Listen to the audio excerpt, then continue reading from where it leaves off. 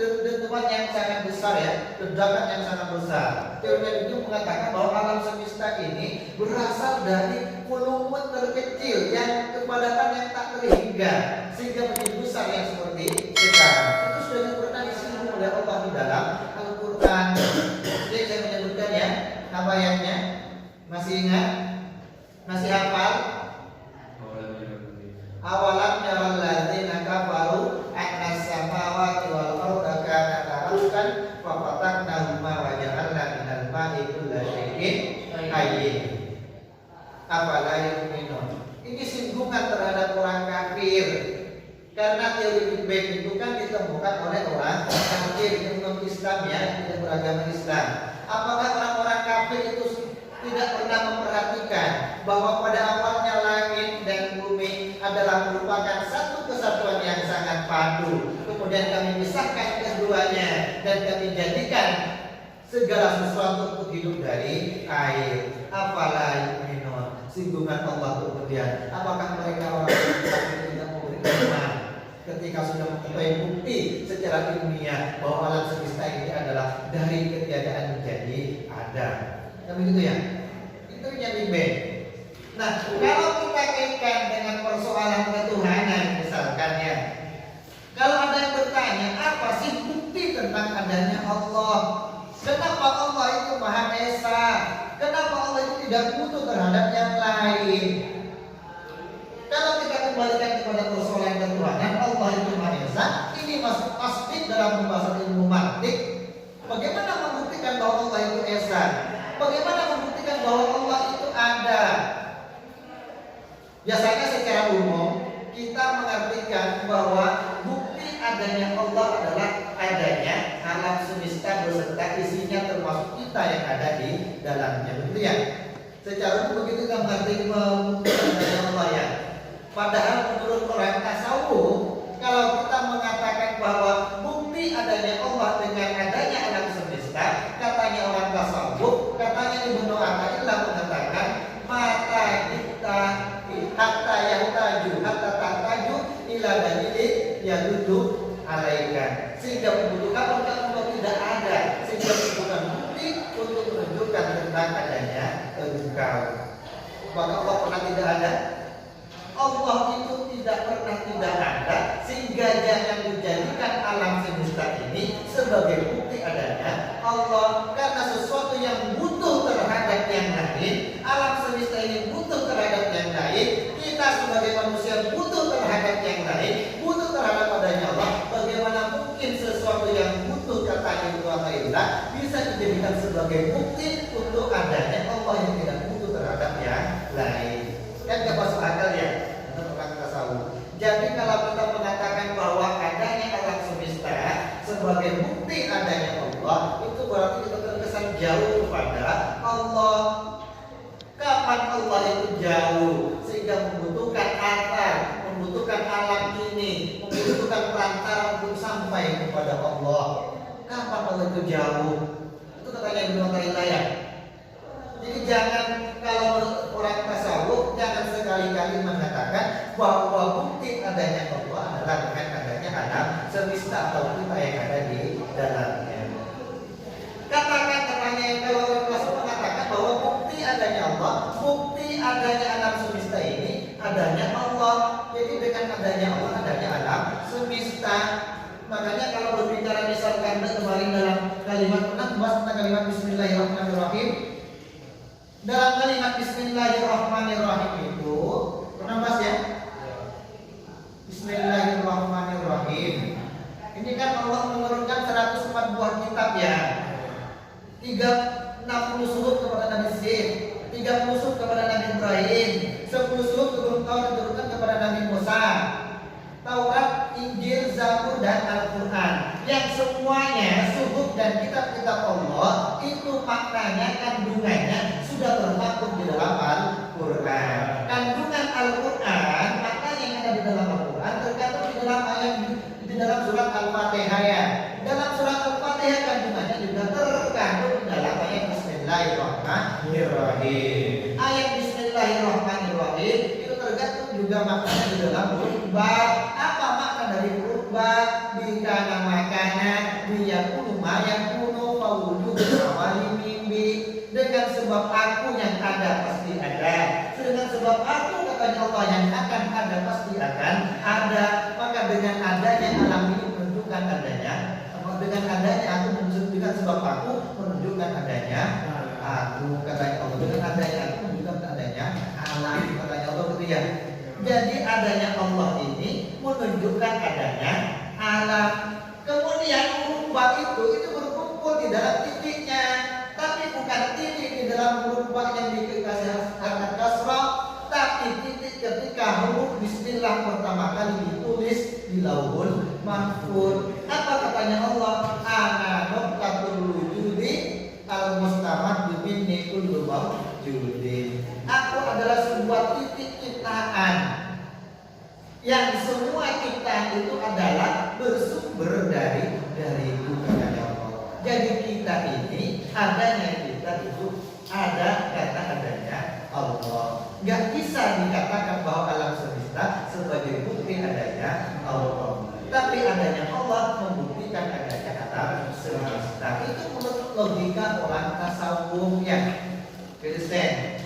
Jadi membuktikan tentang adanya Allah menurut logika tasawuf tidak dengan adanya alam semesta, tapi adanya Allah menunjukkan adanya alam semesta. Kebalikan itu orang tasawuf, bahwa jangan dijadikan bahwa alam semesta ini sebagai bukti tentang adanya Allah, karena Allah tidak pernah tidak ada ya. Apa katanya Ibnu Athaillah itu dalam munajatnya yang lain? Wa antal ladzi la ilaha ghairuka, engkau adalah Tuhan yang tidak ada Tuhan selain engkau. Ta'arafta li kulli syai'in, engkau menampakkan kepada setiap sesuatu. Katanya fama jahalaka syai'un, maka tidak ada sesuatu pun yang tidak mengenal engkau, katanya Ibnu Athaillah. Wa antal ladzi ta'arrafta ilayya fi kulli syai'in, dan engkau adalah menampakkan kepadaku dalam setiap sesuatu, memperkenalkan diri engkau kepada dalam setiap sesuatu. Fa'aitu qadhahiran fi kulli syai'in, maka aku melihat engkau secara jelas dalam setiap sesuatu. Wa anta dhahiru fi kulli syai'in, dan engkau adalah maha jelas dalam setiap sesuatu. Katanya Ibnu Taimiyah ya.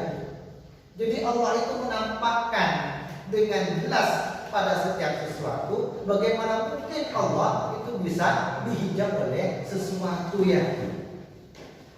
Allah yang menampakkan dirinya pada setiap sesuatu, karena Allah semuanya yang menciptakan. Bagaimana mungkin Allah itu terhijab oleh sesuatu?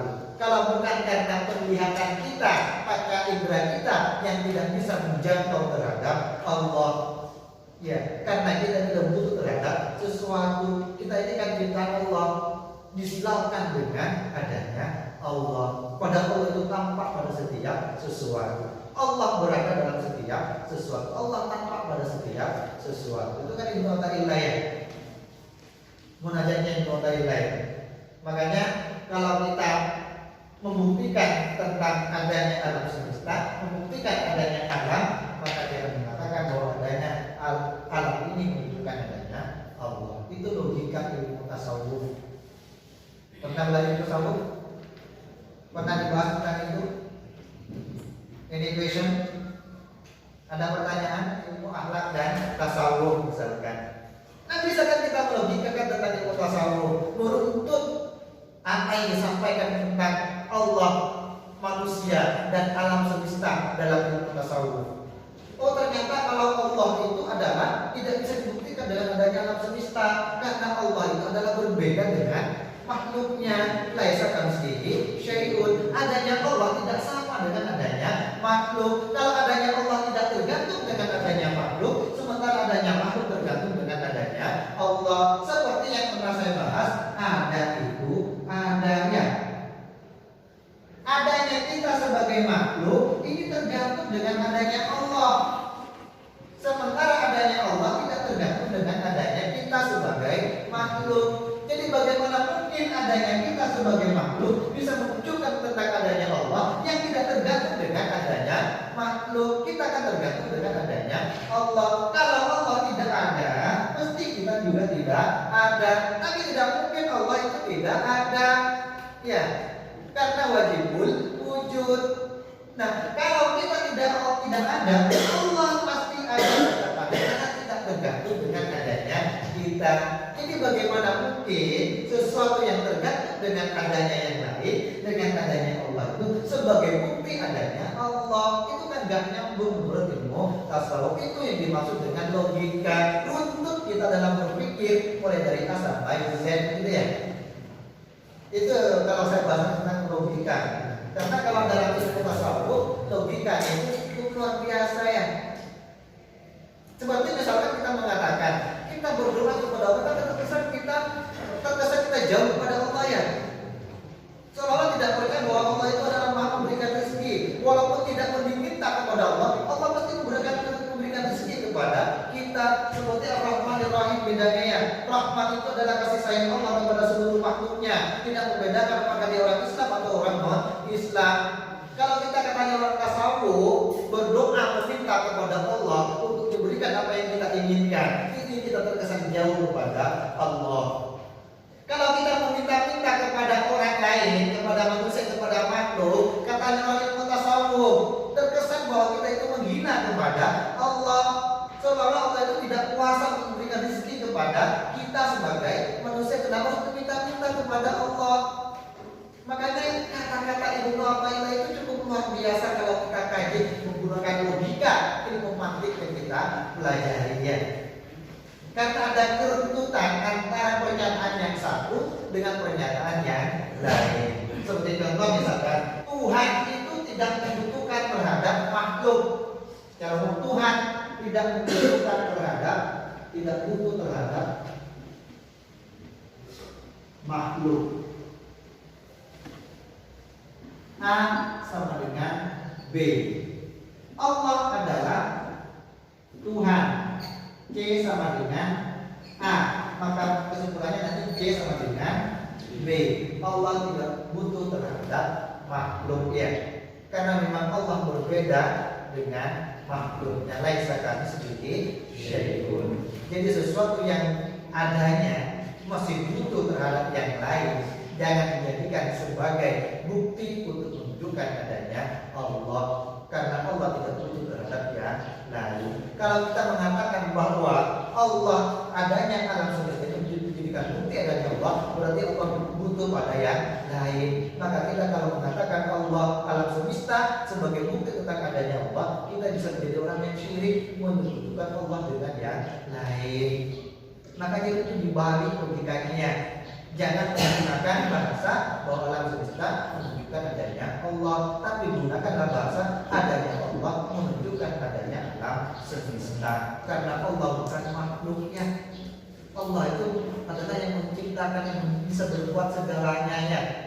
Makanya kemarin ketika kita membahas tentang bagaimana Nabi Ibrahim dilemparkan ke api tidak menjadi panas, karena Allah itu logikanya kan bisa menciptakan, bisa melakukan segala yang tidak mungkin menjadi mungkin. Itu Allah ya.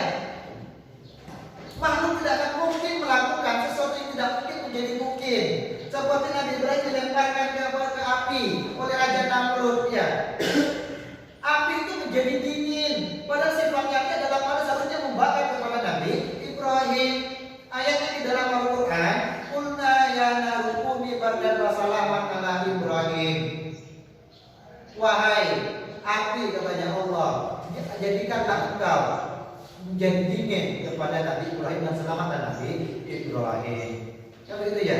Jadi Allah itu bisa melakukan segala sesuatu yang tidak bisa dilakukan oleh makhluknya, segala sesuatu yang tidak mungkin menjadi mungkin. Sifat api harusnya menjadi panas menjadi tidak panas karena sebab Allah, karena kekuasaan Allah.